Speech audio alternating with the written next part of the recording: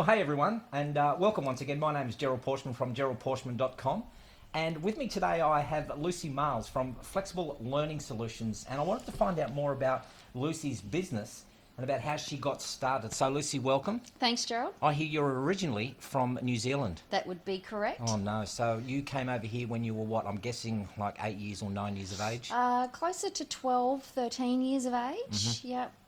So came over with my parents to settle in Australia. They thought it would provide a better future for us here in terms of education. So you had most of your schooling here in Australia, in Brisbane? Senior schooling in Brisbane, went into grade 8 in Pine River State High in Brisbane, But what I read about you was that you didn't really do too well in school. Well, not so much you didn't do well, but you struggled pretty much at school. Yeah, I did. But talk to me about when I read something around your teacher. One of your teachers in high school took your hand and led you probably on the path to teaching you differently than everyone else. Talk to me about that. Yeah, it's all right. And I probably didn't realise that until much later in life that actually did have quite a big impact on me. So I actually had a shorthand teacher. And all of my other teachers, you had to learn a particular way. They were inflexible in their teaching styles, which I guess was the way of teaching in those days. And I think she recognised in me that during class time, I could achieve 120 words per minute shorthand easily. Put me in an exam environment, that would drop back to 50, 60 words per minute. I just the whole environment I found quite really confronting. Same with my maths and my English, etc. So this teacher just took a different view and took me to one side. And she said, right, how about we do this piece of work? And I did. And she said, well, that was your exam, and just approached it in a different way. And I was so grateful to her for that, and it obviously boosted self-esteem and confidence. But I think it's one of those things that just stuck in the back of my mind. So in later years, it was when I started hearing and talking to different organisations about their training. People would be like, oh, that was really boring, or, I didn't enjoy that, or I tuned out. I was like, well, maybe us as professional trainers need to modify, and that memory came back. Look, and I want to talk to you about that also, because that experience that you had with that teacher made you then say there must be some customisation there. So I'll talk about that in a moment. Yeah. But after you left school, what path did you head down? Because you didn't go straight into the what we call the learning space or the training space. No, I became a legal secretary, Gerald, and I can't proclaim to be the best legal secretary there was, but what that did teach me, though, was some strong disciplines in terms of work practices. Had two very firm bosses at those times, but I reflect back now, and I think I'm really grateful for that experience. They were pretty tough, and certainly taught us some self-discipline. Yeah. I think we should send this to your bosses from previous then, and this is what you have produced. Or what you are responsible for. What you're responsible for. So, but that's in a good way, though. So you've obviously done something well. So from legal secretary to then, was it Suncorp? Yeah, or they were known at that time as Metway Bank. Oh, of course, yes. Went to work as a receptionist in what was called the Personnel and Training Department of Metway Bank. Yeah. And watched people, the recruiters in particular, and I thought, I wouldn't mind doing that. So I moved into the recruitment, or the personnel space as it was known at that time. But was also kind of checking out the training team and watching what they were doing, and they gave me an opportunity to be involved in induction programs, to observe how things were done, and I thought, I wouldn't mind doing that as well. What I then chose to do at a future point is actually went and joined a recruitment agency, so still in the recruitment vein, but moved across into corporate recruitment, and then started to get bored with that. Again, incredibly fortunate to have the owner of the business and my current manager at that time, that when I approached them and said, I'm a little bit bored with recruitment, but I'd really like to give consulting a really good go. Both of them, Stephen Hallis and Louisa Henshin, were both incredibly supportive and said, well, we'll support you if you can make a go of it. So that's where you got your interest really in training, and absolutely. Is that what then led you to then give your first training program? Yeah, so I'd been fortunate enough again to the organisation actually had a team of people that were doing consulting to their clients. So they were running leadership training or assessment training or whatever it might be. So I got an opportunity to observe. So a bit like a sponge, I just started watching what they were doing and then seeing the change in behaviour of the participants that were attending, and thought, I would love to be involved in that. So had some great people that I could learn from, which I took the opportunity to do so. And then, it's just started to buddy up with them and then do my own learning at the same time to give me the tools in my toolbox to become an effective facilitator. Do you actually remember your very first solo training program? Do you? I do. It was a customer service training I think that's Gerald. where we all started. It was a customer service training program, and I was absolutely freaking out. Yeah. And there was this absolutely fabulous guy. He was the senior chief. He was the chief org psych at that time, Steve Walton. And I said to him, "I think I'm going to throw up." Right. And he said to me, "Marles, as long as those butterflies are flying in formation, you'll be right." And that just stuck with me. I went, I can do this. And someone else also gave me a piece of advice that your participants never know what's written on your lesson plan. So if you miss something or you fluff something up, they'll never know. Isn't that just... I think if you speak to every, trainer, learner, facilitator, speaker, the wonderful thing that I've always learned is that you only have to be one page ahead of them. We're giving all our secrets away. Not that this is any secrets. Not that these are any secrets. High quality, though. High quality. High quality pages that we have in front of us. So, okay. So now you're interested in the whole L&D space, as we know it now, the learning and development space. But I'll take a step back, because what I read then is you had this crazy dream. Oh, I did. Crazy dream about being... Oprah, the Australian version of Oprah. Yeah. I always had this dream. I used to watch Oprah and Kerry Ann Kennelly and go, I so could be the Australian version of Oprah, because Oprah got to give away cars, which made people feel awesome. Yeah. She got to meet some amazing people. John Travolta. I mean, who doesn't want to meet John Travolta? Yeah. But people from all around the world, and there was a lot of hype in the audiences. But she was in a position where she could give back to the community and really add a lot of value to people's lives, and it just looked like so much fun. But I think my stumbling point there, Gerald, was my concept was to have a glass of wine with my guests while I was doing it, and I just don't think that was going to fly on Australian TV somehow. So do you think conducting this at 20 past 10 in the morning, we shouldn't be having that glass of wine that's sitting down there? Soda water, thanks, Gerald. Soda water. Okay, if that's how you want to put it. So then at that stage when did you create Flexible Learning Solutions? Yeah, so GFC. So 2008, 2009. The business I was working for at the time, they wanted to pull back to their core business. And so, I'd been talking to a couple of people about it, going, I think this is something I could do on my own. Had a lot of support, not just from my husband, but also, from colleagues and peers around me, Kerry Brox being one of them, who's the founder of the ILP. And so, I just, went for it. Okay. And so now that was established in 2008. And I'm guessing when you then approach your clients, because this is the hard part, you kind of you set up your business name, you now have a wonderful website, you've got an ABN number. Yeah.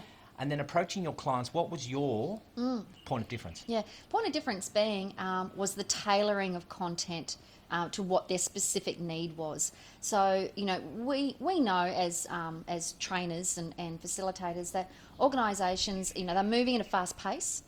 So they want to see quick results. And, I don't believe that every off-the-shelf product is going to give them the results that they need that's going to suit everyone in their organisation. So it's about sitting down with them and tailoring a solution that's specific to their needs, that their participants can come along. I encourage them for transfer of learning into the business immediately, to bring examples of the relevant topic into the training room. We'll workshop it so they can walk away and immediately apply it and make that difference straight away. Because not a lot of clients are really forthcoming in giving you their strategic plan, are they? Yeah, and sometimes, Gerald, my learning is they don't always have one. Yeah. And so when I'd sit down with a new client and they'd say, for example, we want sales training, I'd say, can we have a look at your strategic plan to see where the direction of the organisation is going? And, sometimes I drew a blank.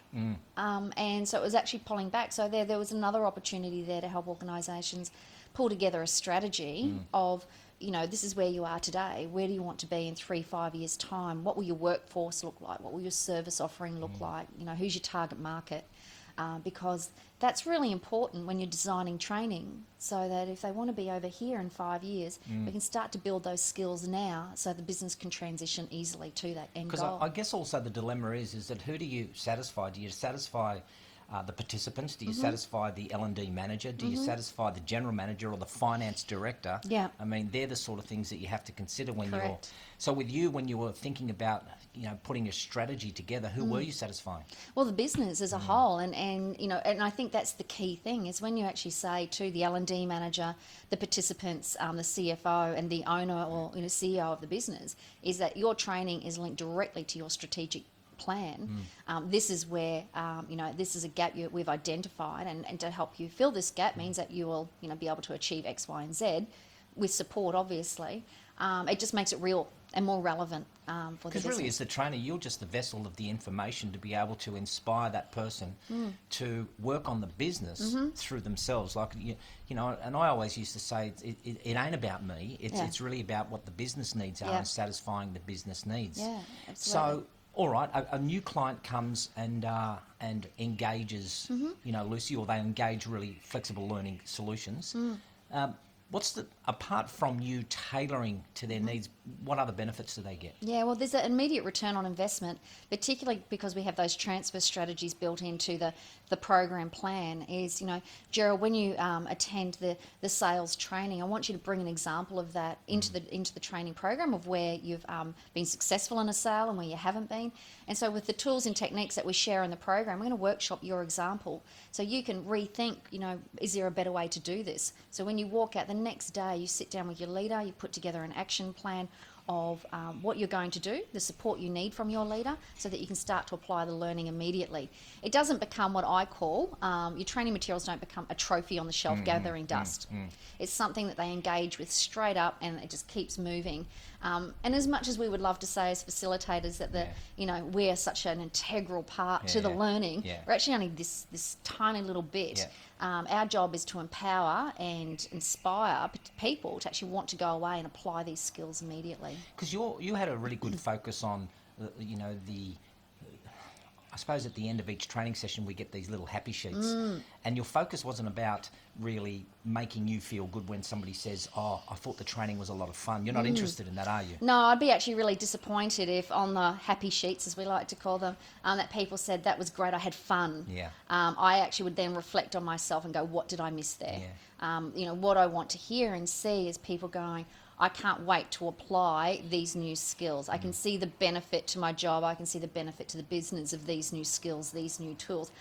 I think it's great if they had enjoyed the day, because it means that they were engaged. But if the top thing they say that they liked about it was they had fun, then I don't believe I've done my job properly. And where do you think training's heading in the next, say 5 years? I mean, with all this online, virtual stuff that's happening, the technology that's really taken over. I mean, have a look at what we're doing here today.